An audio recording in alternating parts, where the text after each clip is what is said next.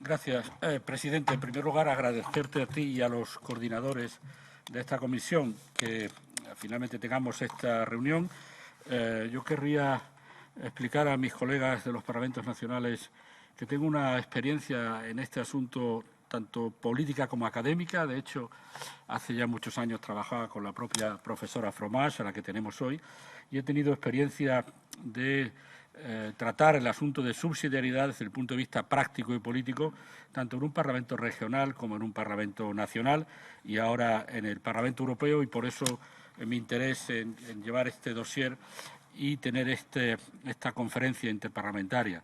A veces en la Unión Europea consideramos una política esencial limpiar nuestros procedimientos de una enorme hojarasca que no tiene sentido práctico, y ese es uno de los elementos de la Better Regulation, examinar si los procedimientos que tenemos en marcha son útiles para los fines para los que se diseñaron y, si no, proponer su reforma o proponer alguna otra forma de dirigir el problema.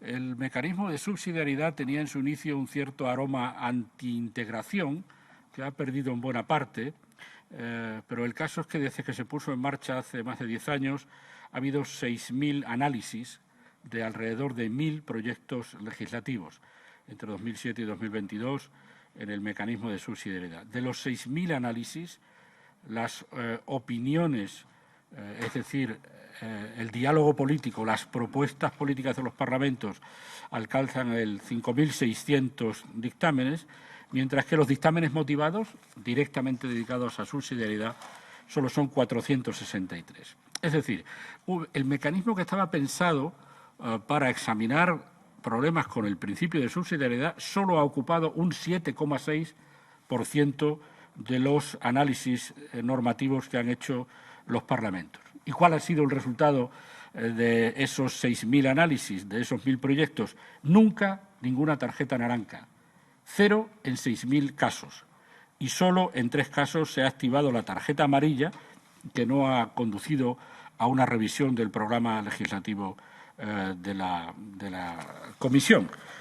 Hay que examinar si realmente merece la pena hacer 6.000 análisis e involucrar a 40 cámaras legislativas y a 75 parlamentos regionales, es decir, a miles de parlamentarios de la Unión Europea, para que este sea el magro, no el inexistente resultado de estos exámenes, que además consumen un tiempo excesivo de las comisiones de asuntos europeos de los parlamentos nacionales, y ese tiempo que se consume en el análisis de los dosieres de subsidiariedad es un tiempo que restamos al debate político de las políticas europeas de cada gobierno y al debate de las políticas europeas de las propias instituciones europeas. La primera conclusión que hay que sacar, y lo hacen los estudios académicos, incluidos los de las profesoras que hoy comparten con nosotros esta sesión, es que hay un cumplimiento esencial del principio de subsidiariedad. Si en 6.000 casos, en 1.000 proyectos de normas, nunca los parlamentos nacionales han considerado que se violara el principio de subsidiariedad, la conclusión es obvia. La Comisión Europea, por lo general, cumple con el principio de subsidiariedad, y lo que vemos alrededor de este hecho difícilmente contestable es que los parlamentos nacionales quieren tener un diálogo político con las instituciones europeas. Y han buscado la fórmula de hacerlo ocupando en parte este procedimiento pensado para otra cosa.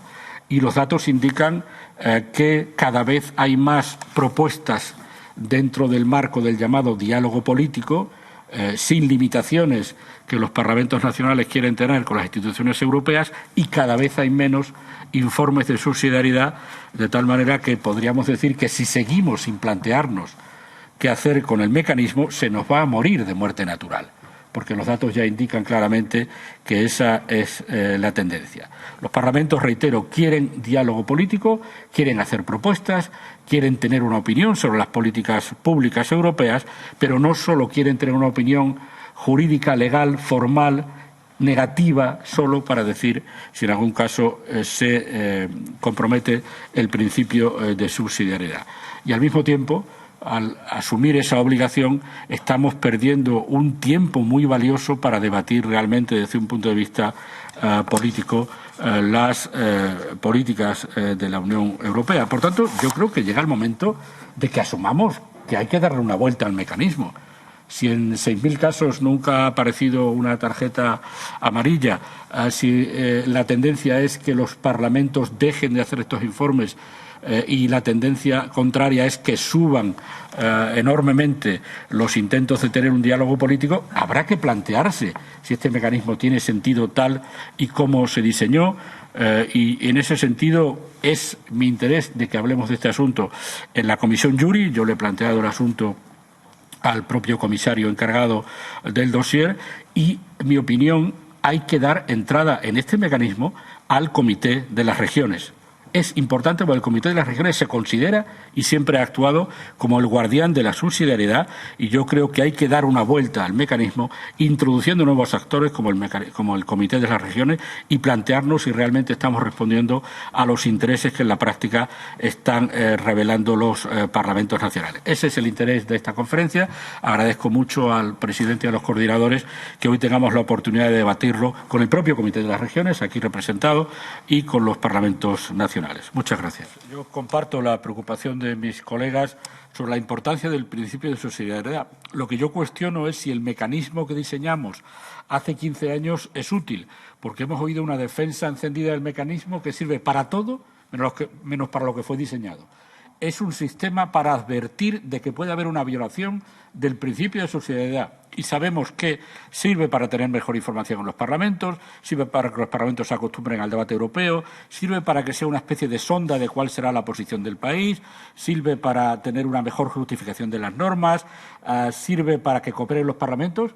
Oiga, y para esto necesitamos crear un mecanismo como el de Early Warning System. Esto no es un Early Advice System.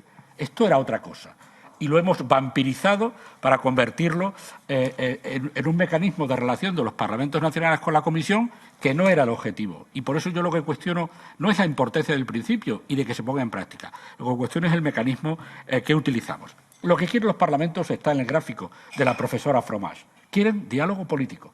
Las barras naranjas largas, diálogo político. Las barras cortísimas, uso del mecanismo de subsidiariedad. Y la Comisión Europea igual. ¿De verdad necesita la Comisión Europea poner en marcha 40 cámaras nacionales y 70 cámaras regionales para tener una relación con los parlamentos? Para eso lo que tiene que hacer es establecer los mecanismos necesarios para ello. Y yo quiero advertir de una cosa. La Green Card.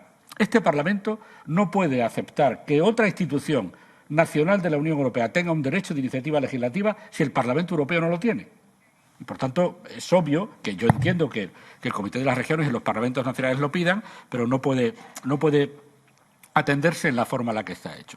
Y una advertencia, puesto se dice, el hecho de que solo haya habido 0 casos de tarjeta amarilla y 3 de naranja no significa que el sistema sea ineficiente. ¿Perdonen?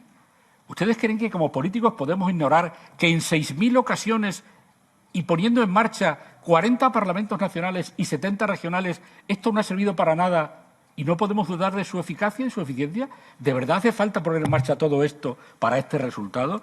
Y por no hablar de la propuesta del señor Le Breton, que es bajemos el nivel para que haya una tarjeta. Eso es como si en una carretera en la que se determina que la velocidad sea de 90 kilómetros por hora, porque es lo que dicen los técnicos, y que, bueno, como no hay ninguna multa, como todo el mundo va a la velocidad que debe, bajemos la velocidad a 70 a ver si así pillamos a algún infractor.